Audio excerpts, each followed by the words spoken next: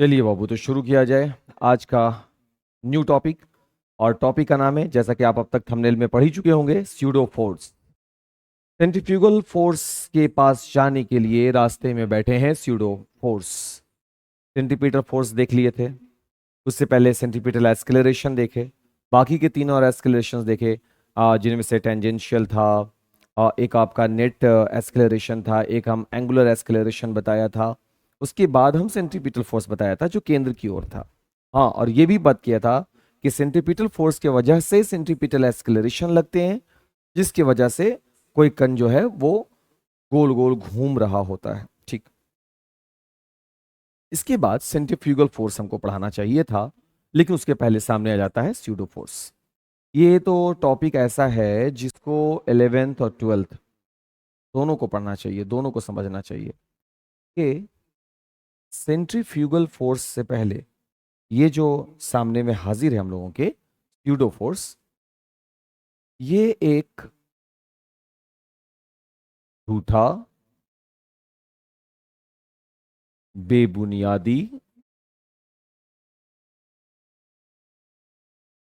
Force है। पहले तो आप ये जान लो कि ये फोर्स जो है ये छलावा है।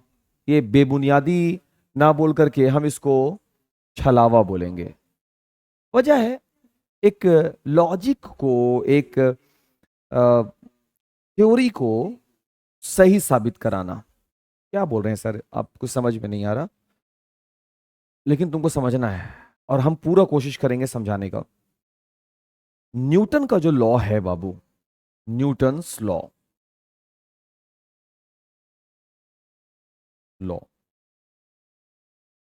ये किसी खास सिचुएशन, ये खास सिचुएशन पर है, खास सिचुएशन पर लागू है। सर, खास सिचुएशन पर लागू है। अब ये क्या चीज है, ये तो हम लोग पहले जानते नहीं थे, अब जानते हैं। अब जानोगे, अभी से जानोगे। खास सिचुएशन पर लागू है, एक पॉइंट ऐसा है जहां पर न्यूटन का लॉ भी फेल है। न्यूटन के लॉ के बारे में आज से आप एक बात जानिएगा कि न्यूटन का जो नियम है वो उस एक्सलरेशन के लिए काम करता है जो जीरो हो। मतलब अगर ताजस्लम न्यूटन के नियम को साबित करना चाहे, खास करके सेकंड लॉ ऑफ मोशन, तो उसके लिए ताजस्लम को फ्रेम में नहीं बल्कि फ्रेम से बाहर रहना होगा। मींस फ्रेम से बाहर का मतलब, जिस पॉइंट पर जिस चीज को ऑब्जर्व किया जा रहा है, ताजस्लम को उस जगह से हटना होगा, उस जगह से बाहर रहना होगा। यानी उसके एक्सलरेशन को जीरो रहना होगा, यानी उसकी वेलोसिटी को, ताजस्लम की वेलोसिटी को कांस्टेंट रहना होगा। बट सर ये जरूरी नहीं है। कई बार ऑब्जर्वर जो होते हैं वो, उनकी जो वेलोसिटी होती है वो वेरिएबल होती है। कई बार ऐसा होता है। उस सिचुएशन पर जो न्यूटन्स लॉ हैं वो धोखा दे देते हैं। न्यूटन्स लॉ जो हैं वो क्या कर देते हैं, धोखा देते हैं। देखो बात सुनो, ये पूरी तरह से नियम गलत नहीं है। ताज असलम का कोई औकात नहीं है यार कि एक नियम को गलत बोल देगा। किताब को जहां तक मैंने ऑब्जर्व किया, किताब के कंटेंट को जहां तक मैंने देखा, उस चीज ने बहुत अच्छे तरीके से समझाया है। हम थोड़ा अच्छे से समझते हैं। देखिए स्यूडो फोर्स को, ये एक लिफ्ट है। ठीक है सर, ये क्या है सर, LIFT। इस लिफ्ट से एम द्रव्यमान का, एम द्रव्यमान का कोई भी पदार्थ है वो इस लिफ्ट पर है। ठीक है, बहुत अच्छी बात है। ये लिफ्ट ऊपर की ओर जा रहा है, किस त्वरण से, स्मॉल ए त्वरण से। वो भी सही है, लिफ्ट ऊपर जा रहा है स्मॉल ए त्वरण से। एक व्यक्ति है बाहर की ओर जो इसे ऑब्जर्व कर रहा है, इसे देख रहा है। अगर बात को हम समझें या समझने की कोशिश भर भी करें तो एक बात तो तय है कि ये एम द्रव्यमान का जो कण है, पिंड है, ये इस रस्सी से या स्प्रिंग से, जो भी आप बोल रहे हो, ये उससे लटका हुआ है। तो ये टेंशन तनाव को जन्म देगा, और तनाव हमेशा पॉइंट ऑफ कांटेक्ट से विपरीत होती है। तो तनाव बल कहां लग रहा होगा? टी ऊपर की ओर। बोलो कि सही है कि नहीं? सब ये देख रहा है। ये बंदा जब इसको देख रहा है तो वो बोल रहा है कि इस पर एक तनाव बल लग रहा होगा ऊपर, ठीक है, और इससे के द्रव्यमान के कारण mg लग रहा होगा नीचे। बोला बहुत अच्छा, सही बात है। और जो त्वरण है, इस त्वरण से ये ऊपर भी जा रहा है, तो मास गुने एक्सेलरेशन से हम फोर्स भी इसका कैलकुलेट कर सकते हैं। खैर वो बात की बात है। तो अब इस कण पर लगने वाले टोटल बल को अगर हम थोड़ा सा second law of motion, Newton के सेकंड लॉ ऑफ मोशन की बात करते हैं, तो वो क्या बोलता है? संवेग परिवर्तन की दर, किसी वस्तु पर लगने वाला जो, याद है, बल जो होता है वो संवेग परिवर्तन की दर के समानुपाती होता है। वो फोर्स बराबर मास गुने एक्सेलरेशन निकाल कर देता है कि नहीं देता? देता है। तो अगर उस नियम को याद रखें तो टोटल फोर्स यहां निकालो। तो टोटल फोर्स क्या? टेंशन लगा ऊपर की ओर, mg नीचे की ओर लग रहा है, टेंशन में mg लेस हो गया। सही है क्या? और ये किसके बराबर होगा? ये किसके बराबर होगा? ये जो बल लग रहा है टोटल, नेट बल, नेट बल, नेट बल, क्योंकि ये बंदा देख रहा है इस चीज को ऊपर जाते हुए, इसको कहां जाते हुए देख रहा है? ऊपर जाते हुए, ऊपर जाते हुए देख रहा है। तो वो फोर्स है, वो फोर्स है मास गुने एस्केलरेशन, एस्केलरेशन मास गुने जो एस्केलरेशन है वो ऊपर की ओर जा रहा है। और इस समय ये व्यक्ति लिफ्ट से बाहर है, तो इसका एस्केलरेशन क्या है? जीरो। इसकी वेलोसिटी क्या है? कांस्टेंट। क्योंकि ये बंदा है कहां? जड़त्व में है, जड़त्व में है, यानी इनर्शिया में है। सही बात है क्या? बंदा कांस्टेंट है, जड़त्व में है, इनर्शिया में है। तो इस पर लगने वाला कुल बल T minus M G, T ऊपर की ओर, mg नीचे की ओर, T माइनस एम जी, वो किसके बराबर होगा? F बराबर ma, ए जो है त्वरण जिससे ये ऊपर जा रहा है, मास गुने एक्सेलरेशन के, ये त्वरण के बराबर होगा मास गुने एक्सेलरेशन के। तो यहां से T बराबर निकल जाएगा mg और प्लस का ma। सही बात है क्या? एकदम सही बात है। ये तब मुमकिन था जब एक्सेलरेशन जीरो है। अब हम क्या करेंगे? इस वस्तु को इसके अंदर रखेंगे। ठीक है सर, रख दीजिए। फिर से वैसे ही स्प्रिंग जैसा कोई चीज जिसमें सेम वस्तु को रख दिया। ये जो है ए त्वरण से ऊपर की ओर जा रही है, टेंशन जो इसका होगा, सब बातें हो रही हैं, ध्यान दीजिएगा बाबू। टेंशन ऊपर की ओर और mg नीचे की ओर, और बंदा जो है अब लिफ्ट के अंदर है। अब जब वो ऑब्जर्व करेगा तो देखो बाबू क्या क्या देखेगा। थोड़ा सा हम चाहेंगे कि थोड़ा सा कॉन्सेंट्रेट करो, बड़ा दिलचस्प बात निकलेगा। अब जब वो ऑब्जर्व किया, वो ये देख रहा है कि टेंशन ऊपर की ओर, टेंशन में घट रहा है कौन बाबू? mg। mg नीचे की ओर, इस पर लगने वाला नेट फोर्स जो है, नेट फोर्स जो इस पर लगेगा T माइनस एम जी। बहुत अच्छी बात है।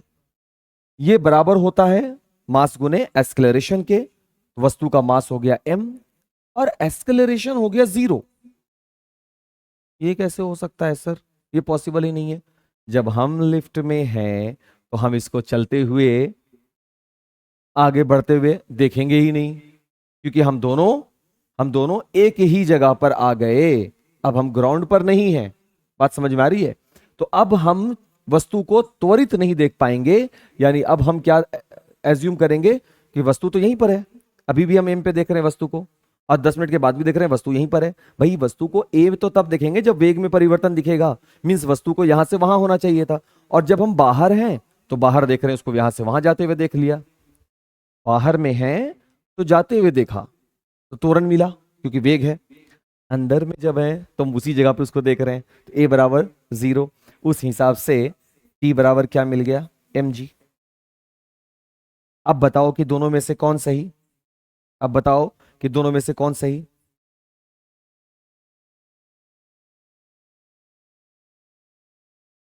फंस गया मामला, क्योंकि इस स्थान पर वस्तु जो है, वस्तु का त्वरण 0 नहीं है, सही। और वस्तु अब इनर्शिया में, जड़त्व में नहीं है। बात को हमको सीखना समझना बहुत जरूरी है बाबू। इन चीजों को अगर हम नहीं समझेंगे, इसको इस नजरिए से नहीं लोगे, तो फिर ये दिक्कत देगा। इसलिए इसको जानना जरूरी हो जाता है,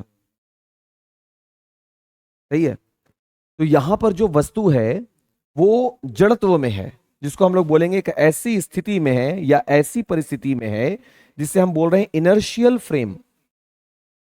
और यहां पर वस्तु जो है वो एक ऐसे जगह पर है जो है नॉन इनर्शियल फ्रेम।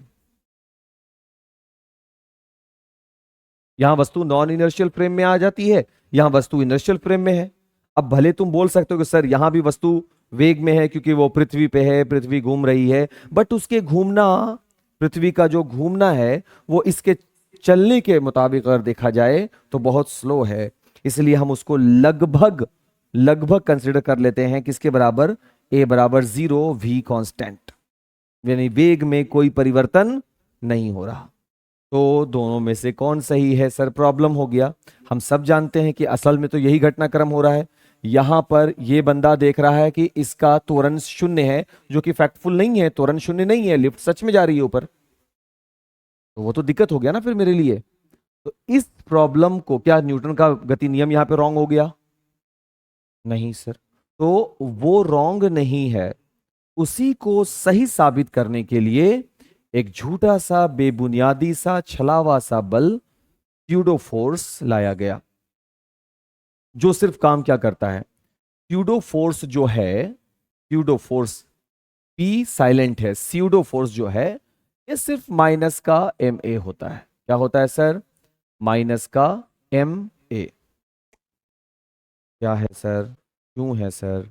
सब बात धीरे धीरे समझ में आएगा। एक बार में अगर चाहोगे सब समझ में आ जाए तो ये पॉसिबल नहीं है बाबू, ठीक है। क्या है सर?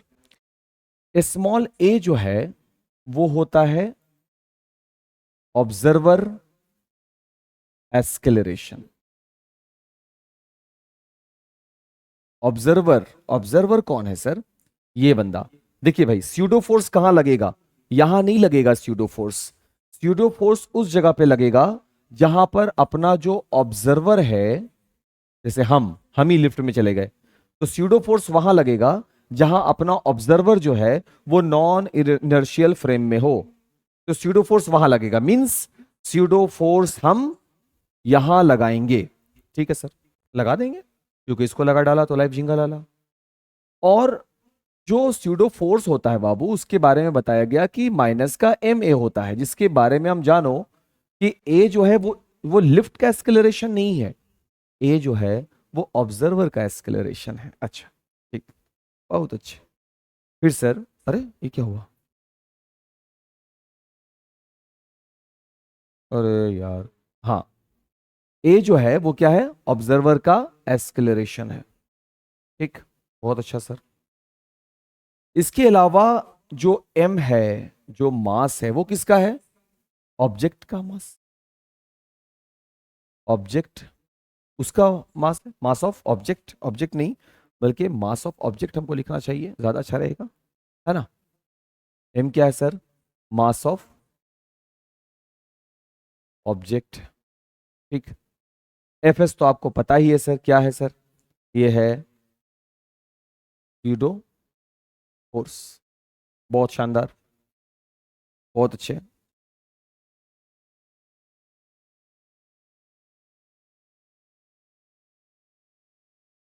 ये भी सही है सर। एफ एस जो है, सॉरी, एस स्यूडो के लिए एस लगा दिए, एफ पी ना, F P, F P, F P जो है स्यूडो फोर्स जो है, वो मास ऑफ ऑब्जेक्ट लिख गया, ए लिख गया ऑब्जर्वर का एक्सेलरेशन, बट माइनस क्या कर रहा है?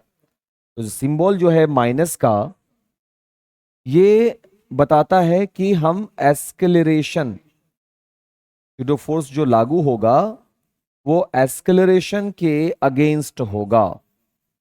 मीन्स अगर लिफ्ट ऊपर जा रही है तो स्यूडो फोर्स हम कहां लगाएंगे? अगेंस्ट में लगाएंगे। तो क्या क्या बात हुआ सर? स्यूडो फोर्स एक छलावा है, समझ में आ गया। स्यूडो फोर्स जो है माइनस ए में होता है। छलावा का मतलब ये हुआ कि अगर न्यूटन का गति के नियम में एक प्रॉब्लम है। प्रॉब्लम ये है सर कि न्यूटन का लॉ, खास करके सेकंड लॉ ऑफ मोशन, ये तब वैलिड होता है जब ऑब्जेक्ट इनर्शियल फ्रेम में हो, जड़त्व में हो, उस फ्रेम में ना हो जिस फ्रेम को वो ऑब्जर्व कर रहा है। वो लिफ्ट को ऑब्जर्व कर रहा है, लिफ्ट को ऊपर जाते हुए देख रहा है, तो वो सब फोर्स को कैलकुलेट कर सकता है। अगर वो लिफ्ट के फ्रेम से बाहर हो, ग्राउंड पर होगा, वो इस तरह से देख करके वो सब कुछ ऑब्जर्व कर सकता है। ये है न्यूटन, ये है न्यूटन का लॉ। लेकिन अगर वो ये चाहता है कि स्वयं उस लिफ्ट में आ जाए, तो अब जो अपना ऑब्जर्वर है बाबू, वो बेचारा फ्रेम में आ गया। और इसलिए भी स्यूडो फोर्स बड़ा दिलचस्प है कि ये न्यूटन के लॉ की उस खामी को दूर करता है, अपने आप को छलावा बोल करके समझाने के लिए। तो अब हम जरा सा देखेंगे कि कैसे ये काम किया, कैसे काम किया। तो बोला गया क्या कि एक्सेलरेशन तो ऊपर है एक्चुअल में, इसको अगेंस्ट में लगा दीजिए, एम ए लगा दिया। क्योंकि ये एम ए क्या है बाबू? एफ पी, वही है ना। स्यूडो फोर्स कहां लग गया? ये नीचे की ओर। बोलोगे सर माइनस में ही लगा। बाबू माइनस तो दिशा थी, अभी हम माइनस के बारे में आपको यहां पे हम समझाया, माइनस के बारे में समझाया ना कि एक्सेलरेशन के अगेंस्ट। किसके एक्सेलरेशन? लिफ्ट के एक्सेलरेशन के अगेंस्ट इस केस में, इस केस के लिए। तो अब अगर हम बाबू देखें ध्यान से इसी को, अब हम इसको स्यूडो फोर्स के साथ देखें, स्यूडो फोर्स के साथ देखें कि क्या ये न्यूटन के नियम को संभाल लिया। जरूरी है ना देखना। चलिए देखते हैं। तो बड़ा ही दिलचस्प लगा कि टी ऊपर की ओर, नीचे की ओर एम जी, नीचे की ओर एम ए। तो टेंशन जो ऊपर की ओर गया उसमें एम जी और साथ में एम ए दोनों घट गया। ये फोर्स किसके बराबर होगा? मास गुने एक्सेलरेशन के। ये बंदा जो कि अब ऑब्जर्वर अभी भी है, ये लिफ्ट में बैठा हुआ है। अब इसको मालूम है कि क्योंकि हम ऑब्जर्वर हैं, देखो हम लिफ्ट में, ये लिफ्ट है। अब हम जान गए कि हम ऑब्जर्वर हैं, तो सामान जो वो लटका हुआ है, टेंशन ऊपर की ओर है, नीचे उसका वजन होगा तो mg घट जाएगा, तो टी में mg घट गया। अच्छा अच्छा, हम भी तो फ्रेम में हैं, तो क्योंकि हम फ्रेम में हैं तो एम ए भी घटेगा। कौन सा एम ए? ए का मतलब हो जाएगा मेरा त्वरण, एम का मतलब हो जाएगा वेट, तो एम ए भी घट जाएगा क्योंकि हम ऑब्जर्वर हैं और हम खुद इसमें आ चुके हैं फ्रेम में। और ये पूरा फोर्स बराबर होगा मास गुने एक्सेलरेशन के, ये पिंड जो लटका हुआ है लिफ्ट में मेरे सामने, इसके एक्सेलरेशन के बराबर। हाँ, पिंड तो अभी भी हमको रुके हुआ दिख रहा है, तो पिंड का त्वरण हम अभी भी क्या देख पा रहे हैं? 0। तो T minus M G minus M A बराबर 0। तो टी बराबर हमको मिलेगा M G plus M A. और हम जब देखते हैं कि जब हम इनर्शियल फ्रेम में थे और आज हम नॉन इनर्शियल फ्रेम में हैं, तो दोनों वैल्यू को बराबर देख रहे हैं। ये बराबर कौन किया? न्यूटन के सेकंड लॉ ऑफ मोशन को ट्रू साबित किसने कराया? बोलो, कमेंट करो। सर आपने कराया? नहीं, इतना बड़ा कद नहीं है, बहुत सही बात नहीं है, मजाक मजाक में बहुत ज्यादा बोल दिया, इतना बड़ा कद नहीं है। लेकिन यस, स्यूडो फोर्स ने कराया, ये सही है, ये सही है सर। तो स्यूडो फोर्स ने कराया, इसलिए स्यूडो फोर्स जानना, उसको समझना जरूरी है। जैसे अभी हम आपको, अभी तो नहीं बट हम अपने प्रीवियस लेक्चर में हम आपको मौत का कुआं वाला कॉन्सेप्ट पढ़ाए थे ना। उसमें एन को बताए थे, इधर लग रहा है। तो ये एन को बैलेंस करने के लिए, एन को संभालने के लिए, क्योंकि ऑब्जर्वर अब यहां है सर। ऑब्जर्वर जो है वो खुद उस बॉडी में आ चुका है, तो अब हमको एक फोर्स चाहिए जो अगेंस्ट में होगा, एक फोर्स चाहिए जो अगेंस्ट में होगा। जब जब ऑब्जर्वर मूविंग बॉडी में आ जाए, नॉन इनर्शियल फ्रेम में आ जाएगा, तो हमको एक फोर्स चाहिए होगा, वो फोर्स जो सब ठीक ठाक करे।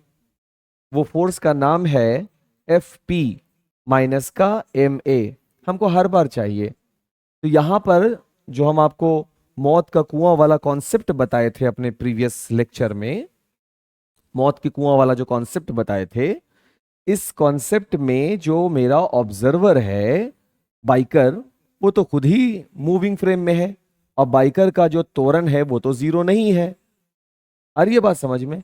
जिस वजह से इस बंदे के लिए यहां जो एन इस तरफ लग रहा है, इस एन के बैलेंस के लिए इसको एक फोर्स लगाना पड़ेगा जिसका नाम है एम ए, और ये बनेगा सेंट्रीफ्यूगल फोर्स। इसीलिए हम इस पर एक विशेष लेक्चर रिकॉर्ड करेंगे सेंट्रीफ्यूगल फोर्स का, जहां पर हम स्यूडो फोर्स से रेफरेंस देंगे। उम्मीद करेंगे कि ये लेक्चर आपको पसंद आए और वाकई में दिमाग कुछ नया सीखा है। तो प्लीज वीडियो को शेयर कीजिएगा और कमेंट जरूर कीजिएगा। तब तक के लिए thanks for watching Taj classes since 2016 from village to victory के साथ जुड़े रहने के लिए बहुत बहुत शुक्रिया।